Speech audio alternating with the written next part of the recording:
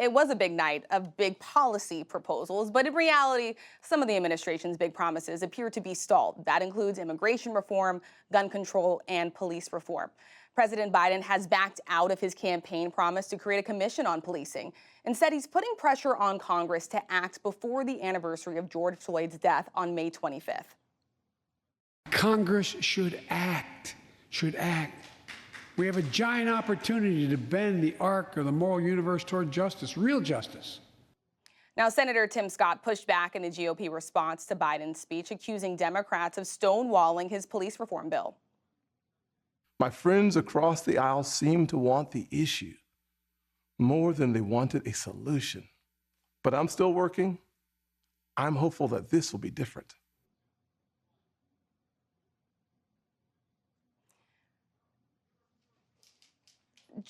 Jeff, Senator Scott met with George Floyd's family yesterday. A bipartisan group of lawmakers have started negotiations, but May 25th, is this a realistic deadline?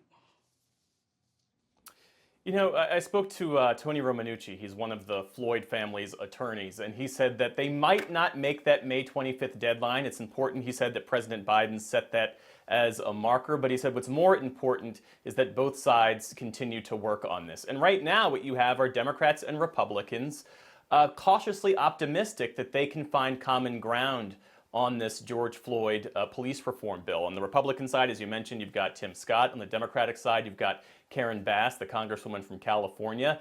And they both have the blessing from Democratic and Republican leadership, respectively, to work on this. There are right now a couple of sticking points, one of them being qualified immunity, which basically is a shield. It basically protects law enforcement officers from civil suits. And so one of the things that we've seen from Republicans, the pushback has been maybe drop that protection for police departments, but keep it in place for individual police officers. There are other provisions in that bill that are popular on both sides, potentially ending no-knock warrants, ending the sort of chokehold that took the life of George Floyd. So even if Democrats and Republicans aren't able to get this done by May 25th, right now it appears that there does seem to be a cooperative will to get something done, at least by the summer. Jonathan, Biden called the 2020 election a battle for the soul of the nation. And Republicans are now saying that he's not doing enough. He's not reaching across the aisle enough. Do you believe that he's made this sort of good faith effort? And do you think he had a missed opportunity there by not even mentioning former President Donald Trump in his speech? Oh, I think that's going to be a tough ask for this president to cite Trump in that way. I think on the Tim Scott issue on policing, I think it's fascinating that he is both the key player on the GOP side in this negotiation and gave the response. And I think those two are interconnected. I think it's going to be tough for the Republicans to not support a bill that he blesses, given the platform that he now has in the party, and just because of their internal politics. And I think the issue may be, just how much of a compromise is this, and does it face a challenge on the left, especially in the House, if the bill is substantially watered down. And to get to your question, that really is the issue here, right? How do you do bipartisanship at a moment of maximum polarization in the country, where you've got such a very divided chamber in the Senate, and House folks where there's just not many moderates left, especially on the Republican side? It's difficult, and I think each party has to swallow the possibility of taking half a loaf, and the possibility of losing a pretty hot issue. And so I think this issue on policing is going to be a test of that, Rachel, and I think infrastructure. Just how willing are Republicans to come up towards $1 trillion, or at least in the neighborhood of $1 trillion, to negotiate on that issue is going to tell us a lot. And is Biden willing to come down and sort of like sign a real infrastructure bill that's just sort of, roads, bridges, broadband, that kind of thing. And it's going to be an interesting test on those two issues, especially. Can bipartisanship still work? I think both parties have an incentive to do it here, but the politics of each is very tricky. We talked a little bit about immigration, obviously, infrastructure. Another promise that the president made was on gun reform legislation. He said he was going to send a bill to Congress on day one. We know that this has been a difficult issue. So Ashley, I want to ask you, was it a mistake that he implied that he could basically send a bill to Congress and get something done within the first 100 days, within the first 24 hours, actually, he said?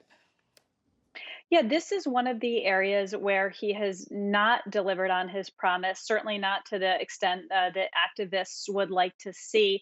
When you ask Biden administration officials about this, they say it all comes down to timing, having a sense of the right moment. That is something they believe his experience, all those decades, not just in the Senate, but as the vice president for former President Barack Obama, gives him. And again, they sort of define their presidency by what Ron Klain told me are these four pillars, which again are these four crises. Gun reform, gun control was not one of them. But if you look at his presidency, and again, we talk about there's stuff presidents can control, and then there are all these unscripted things. There have been so many mass shootings, just as there were before, since he took office. It is very clear he feels the pressure to do something. But it's an incredibly tough issue in Congress. And when I talk to people on the Hill, they point to, a couple things. They say if we couldn't get it done after Sandy Hook, it's increasingly unlikely. And this moment right now is not better and in some ways worse than other failed efforts to really do pretty modest things with guns so far. Lisa, there's a lot that he's facing an uphill battle on. He said to transgender people out there that he has their back, urging Congress to pass the Equality Act. But give us a little bit of a reality check here. What is the hope for that even getting done? This is such an important topic. He has problems within his own party. During the votes on the American Rescue Act, there was a vote-a-rama, like dozens of amendments. One of those amendments was a Republican amendment about Title IX and transgender sports.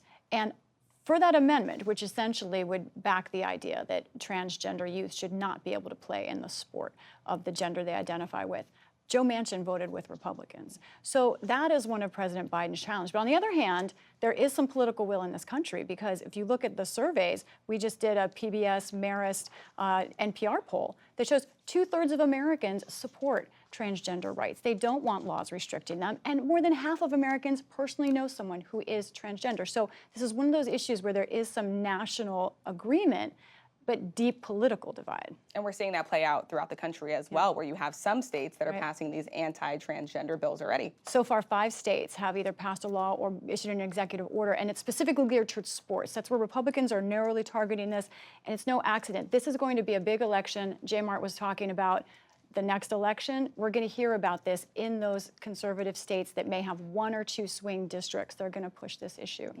Well, let's turn to some of the other challenges facing President Joe Biden and his own party.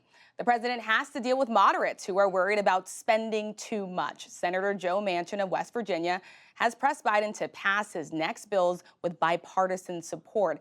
And the public seems to agree with that. A new ABC News Washington Post poll found that 6 in 10 Americans want to see President Biden reach across the aisle and work with Republicans, even if that means making major changes to his proposals and his legislation. Ashley, let me take this to you.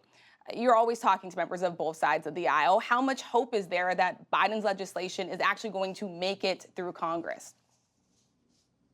Well, I think I want to go back to the bipartisanship part of this first, which is that Biden has done something that's been incredibly fascinating to watch, which is he has redefined bipartisanship to not necessarily include a single Republican vote. His definition of bipartisanship is something that has the support of the country. So maybe Trump voters out in the country, but not their elected representatives in Washington, that has the support of local elected officials, of Republican governors in a bipartisan way. But again, not necessarily Republican support in Washington. And it will be interesting to see how much he can convince the country of that definition. Obviously, that poll you mentioned, there is some skepticism there, right? Those people were talking about traditional bipartisanship where you get Democrats and Republicans and you negotiate a bill in committee and you make changes. And that is not really what seems to be happening so far. But the final thing I will add is that when you talk to Biden administration folks, they say, look, with the COVID rescue plan, there was urgency. There was a once in a lifetime pandemic.